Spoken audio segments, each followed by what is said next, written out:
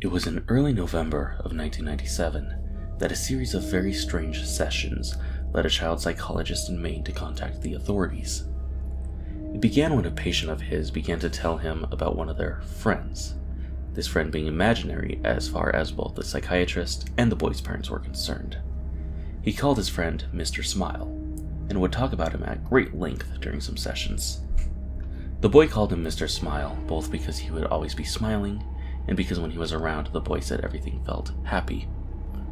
He said that there was a feeling of everything being okay. Now, this boy in question was being treated for serious issues to do with anger and depression, but when Mr. Smile was around, he said all of that anger and sadness just disappeared.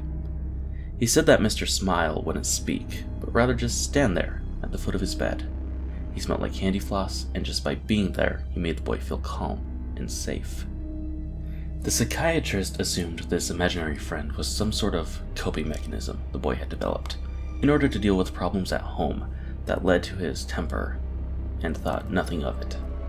Until another patient, a girl about 9 years old, also began talking about her imaginary friend, Mr. Smile. And then a boy of 7, and then a boy of 12, and then a girl of 11. All in all, close to 15 separate patients all began to talk to him about Mr. Smile. The first few he put down to coincidence. After all, many children have imaginary friends, and the name and description of Mr. Smile was just generic enough that it didn't concern him too much at the time. But as more and more patients told him about Mr. Smile, he grew concerned and asked for more details.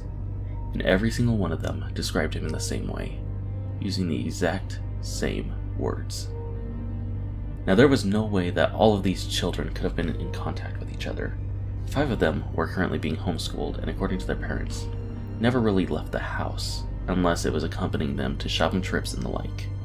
There was no way that every single one of these kids could have rehearsed and prepared the statements together, which led him to a deeply disturbing conclusion. He spoke privately to each of the children's parents, one at a time. He avoided disclosing too much information, but told them that something was troubling and had cropped up in multiple sessions, and that he believed that there was a chance that their child was at risk. He asked for their permission to discuss matters with the authorities, and the parents gave their consent, provided they were kept in the loop as to what was going on. And so, over the course of the next week, the police came and talked to children about their friend.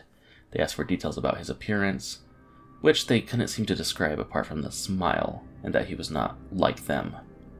How he got into their house, anything he said or did while he was there, because by this point the psychiatrist, the parents, and the police were all convinced that Mr. Smile was quite real and quite dangerous. The authorities had checked to make sure that there were no known predators living in the area, which they had confirmed was not the case. But it was quite clear that whoever this Smile was, he was a real person who had been sneaking into the homes of all these children at night. None of the children claimed to know how he got in. They said they would just wake up and he'd be there at the foot of their bed. Sometimes they would be singing, but not in English. It sounded like a lullaby, they said. It made them feel safe. Finally, the children were asked to draw Mr. Smile, as they couldn't put into words how he looked. Each and every one of the children picked up a red crayon and proceeded to color the entire page until it was just a rectangle of red. When asked about this, they insisted that they had drawn Mr. Smile. When asking where his head, arms, and legs were, they would insist that they had drawn those.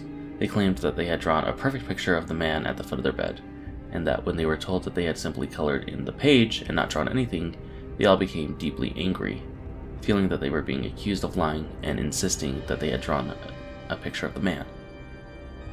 Acting more on a hunch than anything else, the psychiatrist decided to show one of the colored rectangles to various children and ask them what it was.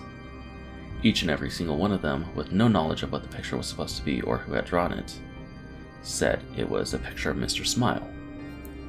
Cameras and baby monitors were all placed in the children's rooms so that they could be monitored.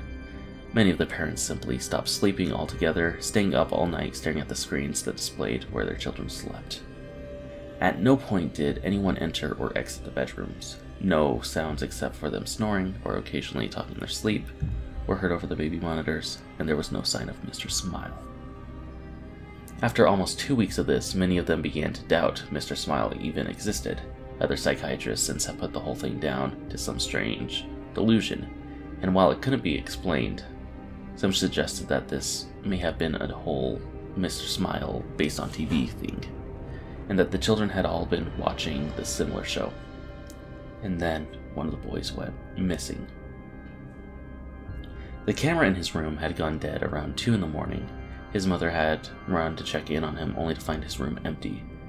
It had literally taken her less than a minute to run into his room, and there was no possible way for him to leave or be taken and be out of her sight in the time it took her to leave her room and run to his. But he was gone. She said it smelled like cotton candy in the room. The search for the boy turned up nothing. No one had seen anything strange or unusual around the home before or during the appearance, and no trace of him was ever found. It was less than a week later that one of the girls who had spoken about Mr. Smile also vanished, and then another, and then another. One by one, each of them began to disappear, until only 4 remained. The 4 remaining children began to talk about how Mr. Smile and his friends were going to take them away soon. When asked about these friends, they talked about how Mr. Smile lived with other smiling men in the happy place, and that he would take them there soon. They said that there were lots of people there already, and that in the happy place, everything was beautiful. They said that they knew about it because Mr. Smile talked to them in their heads. Because he couldn't talk like other people did, he would just show them pictures in their heads of the place they were going. Things began to get increasingly disturbing. After a few weeks, the children began complaining of headaches and nausea. Their schools reported that they had begun to suffer hallucinations, and 2 of them started complaining that they didn't like the place that Mr. Smile was showing them anymore.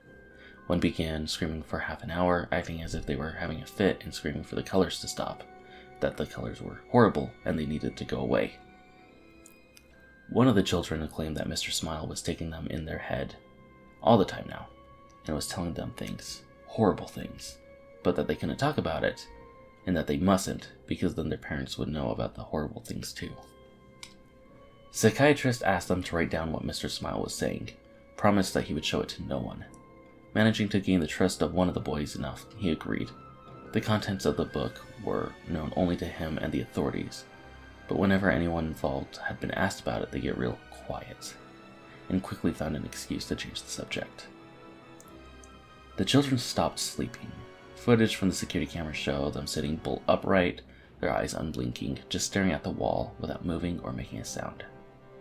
Sedatives did nothing. One of the girls began cutting strange circular marks into her skin, while 2 of the boys ceased communication in English altogether. The language they spoke was never identified, despite numerous people have been asked to listen, but they just could not translate what they were saying. By the start of 1999, all 4 of the children had vanished into thin air. There was no trace of who took them. Searches have turned up nothing to this day, and there's no indication of where they are or if they're even dead or alive. No suspects have ever been found either. All 4 of them appear to simply just vanish, much like the others, all of whom also remain missing. Their disappearances are also unexplained.